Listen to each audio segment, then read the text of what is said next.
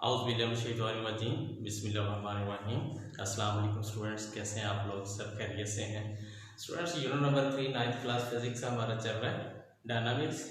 और last time हमने law of conservation of momentum study किया था। आज हम डिस्कस करते हैं फ्रिक्शन को। तो स्टूडेंट, बहुत ही ईजी है। फ्रिक्शन को सबसे पहले अंडरस्टैंड करना बहुत ज़रूरी है कि फ्रिक्शन है क्या। तो स्टूडेंट, सिंपल मैं आपको बताता हूँ। ये देखें, अपने हैंड हम रब करते हैं, ठीक है। तो ये देखें, रब करने के बाद हम हीट फील करते हैं। ये क्या है? बेसिकली ये फ्रिक्शन ही है। इस तरह मूविंग बॉडी जितने भी आप लोगों को रोड पे चलते आते हैं नज़र आते हैं, कार की बात कर लें, ठीक है। जब हम ब्रेक लगाते हैं तो मूविंग कार क्या होती है? स्टॉप हो जाती है या स्टॉप होने की कोशिश करती है।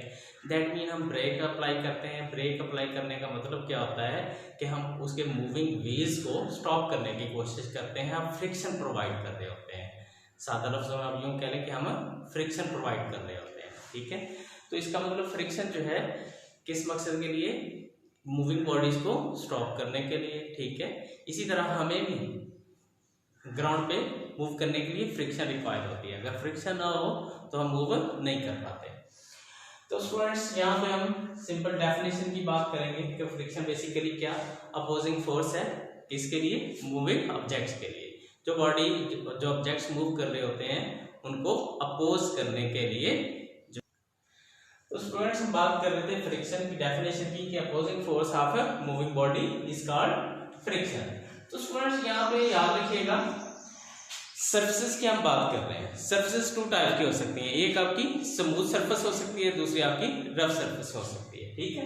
तो स्मूथ सरफेस जो होगी वो उसमें याद रखिएगा, खास सरफेस स्मूथ हो, खास सरफेस रफ हो।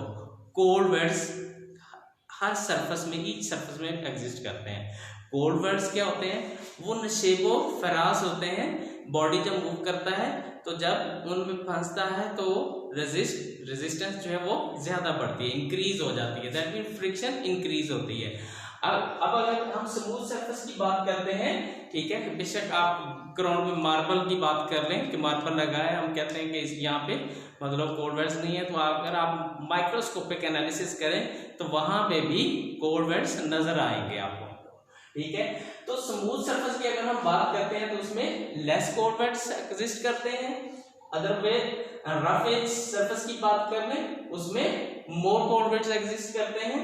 कोल्ड वेट्स क्या करते हैं? इंटरलॉक कर देते हैं बॉडी को, और बॉडी की मूवमेंट जो है वो रेजिस्ट होती है। अब यहाँ पे हम बात करते हैं कि अगर बॉडी हैवी है, जितना बॉडी का वेट ज्यादा होगा फ्रिक्शन उतनी ही मोर होगी। और इसी तरह जितना बॉडी लाइटर होगा, दैट मीन बॉडी का वेट जो है जितना लेस होगा, फ्रिक्शन जो है वो उतनी ही लेस होगी। अब नेक्स्ट, ये यहां तक तो था फ्रिक्शन कि फ्रिक्शन क्या है, ठीक है, सरफेस की हद तक, ठीक है, कि स्मूथ सरफेस में फ्रिक्शन कैसी होती है, रफ एज सरफेस में फ्रिक्शन कैसी होती है। डेफिनेटली स्मूथ सरफेस में फ्रिक्शन कम होगी, लेस होगी, रफ एज सरफेस में फ्रिक्शन मोर होगी। कोल्ड वेट्स क्या होते हैं? कोल्ड वेट्स मैंने आपको सादा लफ्जों में बता दिया, मीनिंग बता दिए कि ये नशीबो फराज होते हैं, ठीक है, अप्स डाउन होते हैं सरफेस के। और बेसिकली इनका फंक्शन क्या होता है? इंटरलॉक करना होता है बॉडी की मूवमेंट को। अब नेक्स्ट हम स्टूडेंट्स बात करते हैं स्टैटिक फ्रिक्शन की। स्टैटिक का मीनिंग से ही जाहिर होता है कि रेस्ट फॉर्म के होते हैं फ्रिक्शन। तो frictional force between two surfaces before motion, कि फ्रिक्शनल फोर्स जो होती है टू सरफेसेस के between, definitely friction to surfaces के बिटवीन ही होती है, वन सरफेस के बिटवीन तो हो ही नहीं सकती। फ्रिक्शन टू सरफेसेस के बिटवीन बिफोर मोशन जो होगी वो स्टैटिक फ्रिक्शन कहलाएगी। इस तरह काइनेटिक फ्रिक्शन है, तो काइनेटिक के मीनिंग हमें पता है, मोशन के होते हैं, मूवमेंट के होते हैं। तो ये बहुत आसान है, यहां से ही आप देख रहे हैं frictional force between two surfaces during the motion. जब बॉडी मूव कर रहा होता है, टू सरफेसेस के बिटवीन जो फ्रिक्शन होगी वो बॉडी की कौन सी कंसीडर होगी? काइनेटिक फ्रिक्शन होगी। इस तरह लिमिटिंग फ्रिक्शन, लिमिट का मतलब मैक्सिमम होता है। फ्रिक्शन कैन बी डेफिनेटली, अगर फ्रिक्शन की हम बात करें तो वो एक लिमिट तक जो है वो एक्सटेंड हो सकती है, ठीक है, उसकी वैल्यू जो है वो मैक्सिमम हो सकती है और उस वैल्यू से नेक्स्ट जो है वो एक्सटेंड नहीं हो पाती, इंक्रीज नहीं होती। This maximum value of friction is called limiting friction, और इसको हम स्टूडेंट्स एफ एस से रिप्रेजेंट करते हैं लिमिटिंग फ्रिक्शन को। अब यहाँ से इसको स्टडी करने के बाद हमें पता चलता है the maximum value of static friction is also called limiting friction. अब नेक्स्ट जो है कोएफिशिएंट ऑफ फ्रिक्शन की बात कर लेते हैं स्टूडेंट्स। कोएफिशिएंट ऑफ फ्रिक्शन को याद रखिएगा, अगर आपको फार्मूला याद हो जाता है तो उसकी डेफिनेशन बहुत इजी है। म्यू, ये यू शेप आपको नजर आ रहा है, ये इसका जो यू और ये थोड़ी सी बात नीचे की तरफ है, इसको हम म्यू पढ़ते हैं। ये मैंने उर्दू में भी यहाँ पे लिख दिया म्यू। ये mu is equal to F S over R के इक्वल होता है। तो स्टूडेंट यहाँ पे देखें म्यू क्या है, कोएफिशिएंट ऑफ फ्रिक्शन है, एफ एस क्या है, लिमिटिंग फ्रिक्शन है, आर क्या हमारे पास नॉर्मल रिएक्शन है। तो इसकी डेफिनेशन बहुत आसान हो जाती है, the ratio between limiting friction and to the normal reaction R is called coefficient of friction. Since it is a ratio, so it has no unit.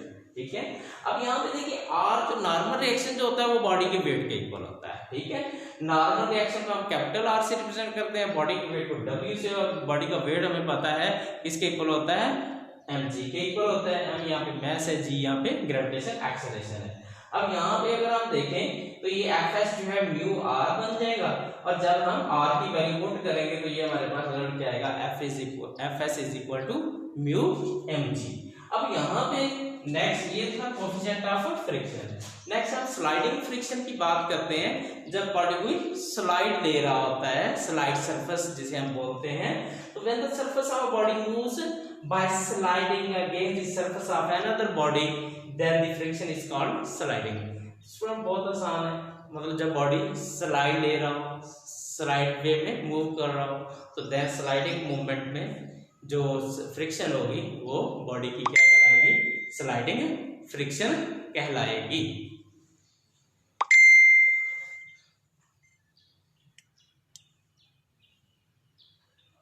देख लेकर यार मुक गया, बंद करता हूँ।